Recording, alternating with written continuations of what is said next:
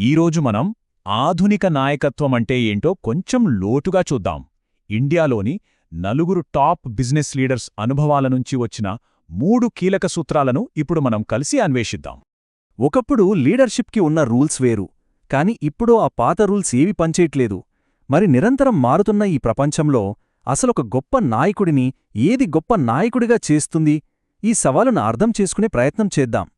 ఒకప్పుడు లీడర్షిప్ అంటే ఒక పిరమిడ్ లాంటిది. పైన ఒకరు, కింద అందరూ. చాలా స్థిరంగా కమాండ్ అండ్ కంట్రోల్ అన్నమాట. కాని ఇప్పుడు సీన్ మొత్తం మారిపోయింది. ఇప్పుడది ఒక నెట్వర్క్ లాంటిది. అందరూ కనెక్ట్ అయి ఉంటారు, వేగంగా కదులుతారు. ఈ మార్పు చాలా పెద్దది. సరే, ఈ మార్పును అర్థం చేసుకోవడానికి మనం 3 ముఖ్యమైన పిల్లర్స్ను చూద్దాం.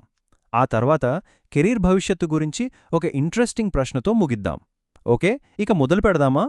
అయితే మొదటి పిల్లర్ అంతర్గత దిక్సూచి.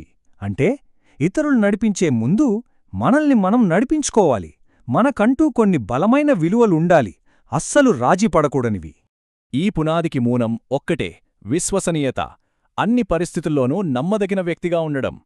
ఇది వినడానికి చాలా సింపుల్గా అనిపించొచ్చు, కానీ చాలా శక్తివంతమైంది. ఆల్స్టేట్ ఇండియా మేనేజింగ్ డైరెక్టర్ తనయ్ కేడియాల్ కోసం ఈ విశ్వసనీయత అనే పదం ఒక కీలకమైన మూలస్తంభంగా మారింది. అదే ఆయన నాయకత్వ శైలికి పునాది వేసింది. మరి ఈ నమ్మకమనేది ఎలా వస్తుంది? దానికి 4 స్తంభాలున్నాయి. 1 ఇంటిగ్రిటీ, అంటే నిజాయితీగా ఉండటం. 2 కన్సిస్టెన్సీ, అంటే చెప్పిందే చెయ్యటం. 3 ధైర్యం, సరైనది చెయ్యడానికి వెనకాడకపోవటం. 4 కరుణ, ఇతరుల పట్ల దయతో ఉండటం. ఇవన్నీ కలిస్తేనే ఆ నమ్మకం పుడుతుంది. ఈ అంతర్గత దిక్సూచిని ఫాలో అవ్వాలంటే మనమీద మనకు అవగాహన ఉండాలి. మనల్ని మనం ఎప్పుడూ స్థిరంగా మారనివాళ్లలా చూసుకుంటాం. కాని ఆదిత్య బిర్లా గ్రూప్కు చెందిన పంకజ్ రాయ్ ఏమంటున్నారంటే, మనల్ని మనం ఒక వేరియబుల్గా, అంటే సమీకరణంలో మారే ఒక భాగంగా చూడాలట. ఇది కొంచెం కష్టమే, కాని మనల్ని మనం అడాప్ట్ చేసుకోవడానికి ఇది చాలా అవసరం. సరే, మన లోపలి ప్రపంచం గురించి, మన విలువల గురించి మాట్లాడుకున్నాం. ఇప్పుడు బయటి ప్రపంచంలోకి వెళ్దాం. అంటే మన 2వ పిల్లర్ అంతరాయాన్ని ఎదుర్కోవడం. ఈ రోజుల్లో అంతా గందరగోళమే కదా, దాన్ని ఎలా నావిగేట్ చేయాలి?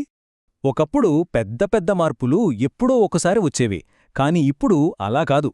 ప్రతిరోజు చిన్న చిన్న అంతరాయాలు వస్తూనే ఉంటాయి. టెక్నాలజీ వల్ల, మార్కెట్ల వల్ల, కస్టమర్ల వల్ల. వీటినే మైక్రో డిస్ట్రప్షన్స్ అంటారు. వీటన్నింటినీ ఒకేసారి మేనేజ్ చేయడమే అసలైన సవాల్. ఈ సవాలుని ఎదుర్కోవడానికి పంకజ్ రాయ్ ఒక 3W ఫ్రేమ్వర్క్ని ఇచ్చారు. మొదటిది వేస్ ఆఫ్ థింకింగ్, అంటే సమస్యను కొత్తగా ఎలా చూడాలి అని ఆలోచించడం. రెండవది వేస్ ఆఫ్ వర్కింగ్, మన టీమ్స్, మన కల్చర్పై దృష్టి పెట్టడం. ఇక మూడోదే వేస్ ఆఫ్ డూయింగ్, అంటే టెక్నికల్ సొల్యూషన్స్ని అమలు చేయడం. చూశారా, టెక్నాలజీ కన్నా ముందు ఆలోచన, పనిచేసే విధానం ఎంత ముఖ్యమో. దీన్నే పంకజ్ రాయ్ చాలా బాగా చెప్పారు. ఈ రోజుల్లో కేవలం ఫుల్ స్టాక్ డెవలపర్ అయితే సరిపోదు, ఫుల్ స్టాక్ హ్యూమన్ బీయింగ్ అవ్వాలట. అంటే ఏంటి? టెక్నాలజీతో పాటు కామర్స్, హ్యుమానిటీస్, అంటే మనుషుల గురించి, సమాజం గురించి కూడా లోతైన అవగాహన ఉండాలి. అప్పుడే మనం సంపూర్ణ నాయకులమవుతాం. ఇక మన చివరి 3వ పిల్లర్ దగ్గరికి వచ్చేశాం: జట్లను అభివృద్ధి చేయడం. ఇక్కడ ఫోకస్ మొత్తం మారుతుంది. మార్పును మేనేజ్ చేయడం నుండి ఆ మార్పును తీసుకొచ్చే మన టీమ్స్ని శక్తివంతం చేయడం వైపు వెళ్తాం. ఒక మేనేజర్గా మారినప్పుడు ఒక విషయం స్పష్టంగా అర్థమవుతుంది: మన వ్యక్తిగత తెలివితేటలతో ఇకపై విజయాలు రావు. నిజమైన విజయం ఎక్కడ్నుండి వస్తుందంటే మన టీం యొక్క సామూహిక ప్రతిభ నుండి. ఆ టీంకి సరియైన వాతావరణాన్ని కల్పించడమే లీడర్ పని.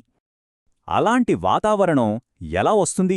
శుభాయుష్ సేన్గుప్తా చెప్పినట్లు, ఒక సంస్థ యొక్క కోర్ వాల్యూస్ అనేవి ఒక చెట్టుకు వేర్లులాంటివి. బయట ఎంత గాలివాన వచ్చినా ఈ విలువలు టీంని నిలబెడతాయి, వాళ్లకొక భద్రతను ఇస్తాయి. సరే, ఈ 3 పిల్లర్స్ని మాస్టర్ చేశామనుకుందాం. కాని వ్యక్తిగా మన ప్రయాణం ఇక్కడితో ఆగిపోతుందా?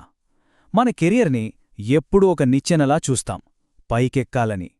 కాని ఆ ఆలోచనను మార్చుకోవాల్సిన సమయం వచ్చింది. నిధి ప్రతాప్ నేని మనల్ని ఒక సవాలు విసురుతున్నారు: మనల్ని మనం మన జాబ్ టైటిల్ లేదా కంపెనీ పేరుతో గుర్తించుకోవడం ఆపి దానికి మించి ఆలోచించమని చెప్తున్నారు. ఇది మనందర్నీ ఒక లోతైన ప్రశ్న దగ్గర వదిలేస్తుంది. మన ఉద్యోగం, మన హోదా, మన కంపెనీ ఇవన్నీ తీసేస్తే ఒక వ్యక్తిగా మనం ఎవరు? ఎప్పటికప్పుడు అన్నీ మారిపోయే ఈ ప్రపంచంలో నిజంగా మనతో మిగిలే మన గుర్తింపేంటి? ఒక్కసారి ఆలోచించండి.